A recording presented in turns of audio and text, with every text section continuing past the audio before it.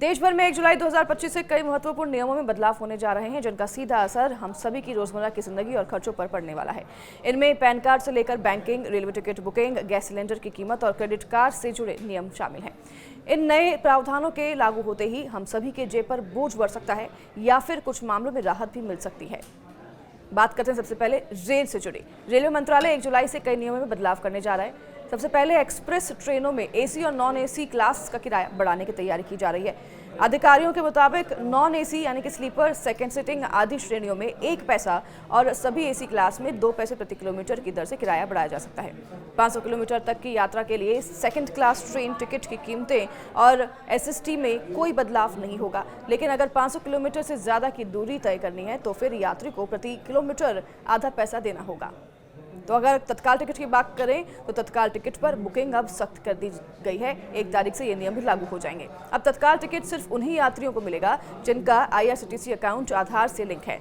जुलाई से ओटीपी आधारित प्रमाणीकरण जरूरी होगा और जो आधार से जुड़े मोबाइल नंबर हैं उन्हीं पर ओटीपी आएगा। रेलवे एजेंट तत्काल बुकिंग शुरू होने के पहले 30 मिनट तक ही टिकट बुक कर सकेंगे, उसके पहले टिकट बुक नहीं कर पाएंगे। तो अगर बात करें पैन कार्ड की, तो पैन कार्ड के नियमों में भी बदलाव होने जा रहे हैं। पैन कार्ड के लिए अब आपको आधार कार्ड अनिवार्य होगा। 1 जुलाई से नए पैन कार्ड बनाने के लिए आवेदन करने पर आधार कार्ड देना अनिवार्य होगा। यह नियम सीबीडीटी द्वारा लागू किया गया है। यदि आपके पास पहले से पैन और आधार दोनों हैं तो इन्हें लिंक करना भी जरूरी है। इसके लिए 31 दिसंबर 2025 तक का समय दिया गया है।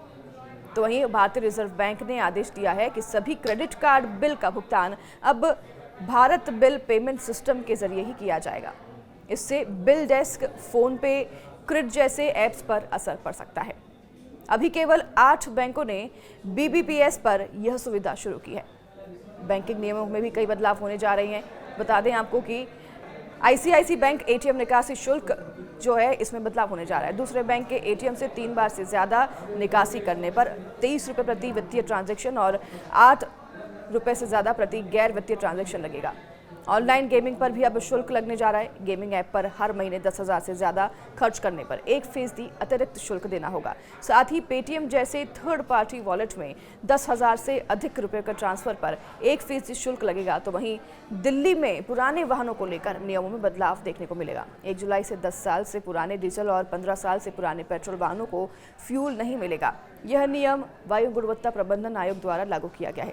तो वहीं जुलाई 2025 से आपको बता दें कि जीएसटी रिटर्न दाखिल करने या फिर देरी से दाखिल करने पर या गलतियों पर सख्त कार्रवाई की जाएगी। वस्तु एवं सेवा कर नेटवर्क में जीएसटीआर 3B फॉर्म को लेकर एक बड़ा अपडेट जारी कर दिया है। अब जुलाई 2025 से यह फॉर्म नॉन एडिटेबल होगा, यानी कि इसमें टैक्स विवरण और जीएसटीआर 1A से स्वतः भरा जाएगा और इसके साथ ही करदाता अब उसे खुद संबोधित नहीं कर सकेंगे। यह बदलाव कर व्यवस्था में पारदर्शिता और सटीकता सुनिश्चित करने के उद्देश्य से लागू किया जा रहा है। तो अगले महीने से एलपीजी सिलेंडर की दरों में भी बदलाव हो सकता है। यह प्रक्रिया सरकार की ओर से हर महीने की शुरुआत में की जाती है। अभी 1 जून को 19 किलो वाले कमर्शियल एलपीजी सिलेंडर के दाम में कटौती की गई थी। तो वहीं घरेलू गैस सिलेंडर यानी कि 14 किलो वाले एलपीजी सिलेंडर के दाम में 1 अगस्त 2024 से कोई बदलाव नहीं हुआ। तो अब 1 तारीख से इनमें भी बदलाव देखने को मिलेगा। तो इन सभी बदलाव से आपकी और हमारी जेब पर सीधा असर पड़ने वाला है।